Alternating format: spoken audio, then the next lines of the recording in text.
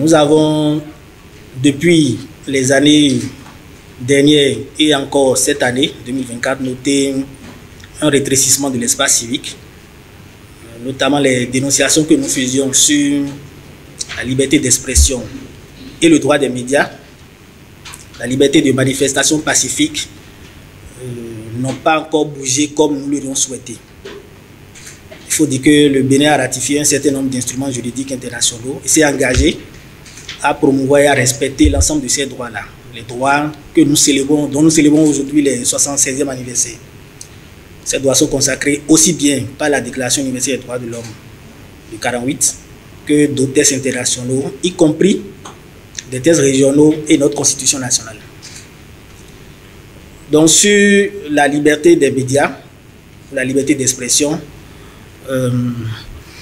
nous avons depuis lors ou depuis plusieurs années appelé à ce que le code sur le numérique, que vous connaissez très bien, soit révisé, notamment en cette disposition qui ne facilite pas l'exercice libre de ce droit, de cette liberté d'expression. Parce que pour Amnesty International, il n'est pas cohérent que des journalistes, des blogueurs, des web activistes et même des politiques soient arrêtés, soient emprisonnés juste pour avoir donné une opinion. Nous avons documenté cela depuis plusieurs années et cette année également, nous avons constaté que la situation n'a pas vraiment progressé. Alors, pour poursuivre dans cette veine sur la liberté d'expression, il faut dire, certainement vous le savez également, que le Bénin a retiré à ses citoyens le droit de saisir la Cour africaine des droits de l'homme et des peuples lorsque ces citoyens-là ou les ONG estiment n'avoir pas obtenu gain de cause auprès de nos juridictions nationales. On pourrait également dire aujourd'hui que le droit de réunion pacifique n'est pas garanti parce que dans le code pénal, vous n'êtes pas sans savoir qu'il y a un certain nombre de dispositions. Nous en avons dénombré quelques-unes. C'est vrai que dans nos interactions avec d'autres associations, nous avons appris qu'il y en a beaucoup plus. Et à la lumière de ces dispositions-là, il n'est pas permis aujourd'hui de faire une quelconque manifestation, fût-elle pacifique. Et toujours sous le couvert de cette disposition, on a eu des hommes politiques qui ont été également arrêtés. Donc c'est pour vous dire que sur le terrain de la liberté d'expression, sur le terrain de la liberté des médias et de la liberté de réunion pacifique, tout n'est pas encore rose. Nous l'avons décrit les années antérieures, mais nous continuons également en cette célébration d'appeler les autorités à revoir leur copie en ce sens-là. Et c'est une contribution que notre organisation fait, parce que pour beaucoup de personnes, il n'est pas concevable que des citoyens béninois ou des personnes travaillant pour une organisation et résidentes au Bénin puissent dire de ces genres de choses. Il ne s'agit pas de questions de politique, il s'agit plutôt des questions de droits humains auxquels nous sommes tous attachés. Donc nous voudrions profiter de cette occasion de célébration pour rappeler une fois encore aux autorités qu'il faudra envisager la correction de ces dispositions-là. Il n'est pas dit dans notre démarche que ces deux codes que je viens d'évoquer, le code pénal ou le code sur le numérique, sont mauvais. Ce sont des outils de développement, mais il y a à l'intérieur ces dispositions-là que nous voudrions vraiment appeler, dont nous voulons vraiment appeler la correction.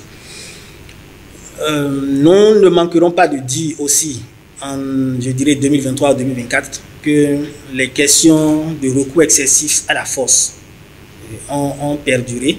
Déjà dans notre rapport, nous avions parlé du cas de Martin Hunga à Révier, que vous connaissez très bien, parce que la presse a abondamment relayé cette situation. Mais pas plus tard qu'il y a quelques semaines, vous êtes également informés de ce qui s'est passé. Nous avons eu le son de cloche des autorités policières ou de la sécurité intérieure. Nous travaillons également à ce que ce recours excessif à la force, ou nous demandons que ce recours excessif à la force n'ait plus droit de cité dans notre pays. Nous avons fait un certain nombre de sorties les mois derniers, notamment suite aux expulsions forcées qui ont eu lieu dans le cadre des programmes touristiques du gouvernement.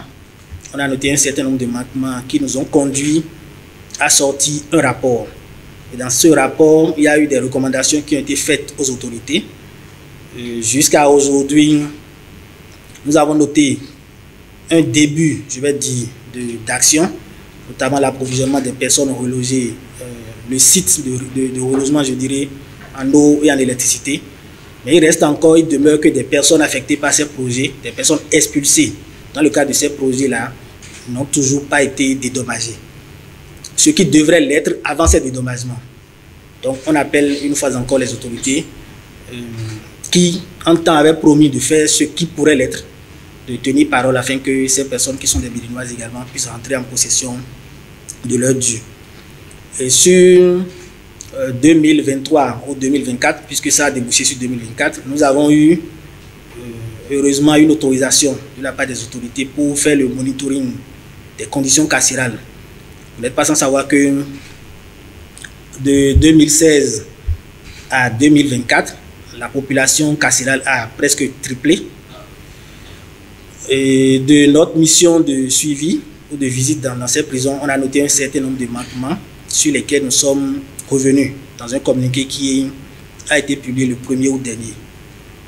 Que ce soit la surpopulation carcérale ou les conditions de détention et tout ce qui a suivi, nous avons appelé les autorités à ce que cette situation-là soit corrigée. Il faut dire que, comme je l'avais mentionné tantôt sur le précédent sujet, il y a eu des promesses d'amélioration qui ont été faites par les autorités, mais nous attendons que cela aille beaucoup plus loin pour que, par exemple, les détenus aient des médecins d'État qui les assistent, qui viennent à leur secours lorsqu'ils sont malades, qu'il y ait de l'approvisionnement en médicaments essentiels et suffisants pour ces détenus lorsqu'ils se retrouvent à être malades, qu'il y ait de l'eau potable, qu'il y ait des moustiquaires, qu'il y ait de l'électricité, je dirais également, dans ces prisons. Donc c'est autant de situations qui ne sont pas totalement reluisantes et sur lesquelles notre organisation a voulu une fois encore attirer l'attention des autorités en ce jour, en cette journée de célébration de la Déclaration universelle des droits de l'homme. Il faut dire qu'il y a eu des efforts qui ont été faits de façon globale. Je n'hésiterai pas à dire une certaine ouverture, une certaine prédisposition des autorités à nous recevoir, parce que sur l'ensemble de ces, ou sur la plupart de ces préoccupations que je viens d'évoquer, on a fait des démarches envers les autorités qui, à un certain niveau ou à un certain moment, nous ont reçus, même si elles toutes ne nous ont pas reçus, certaines nous ont reçus, ont écouté nos doléances et nos recommandations, ont promis de faire des actions, mais tant que nous n'avons pas encore eu la manifestation ou la matérialisation de ces promesses-là, nous continuons de dire que rien n'est encore fait. Pour refléter au mieux notre engagement envers les communautés au Bénin, en Afrique et dans le monde, votre plateforme média Reporter Bénémonde embrasse une plus large vision et devient Reporter Média Monde. Nous sommes le trait d'union entre les communautés et les gouvernants. Suivez-nous via notre site www.reportermediamonde.com et en vous abonnant à nos différentes pages sur les réseaux sociaux. Reporter Média Monde. Nous faisons de votre information l'actualité du moment.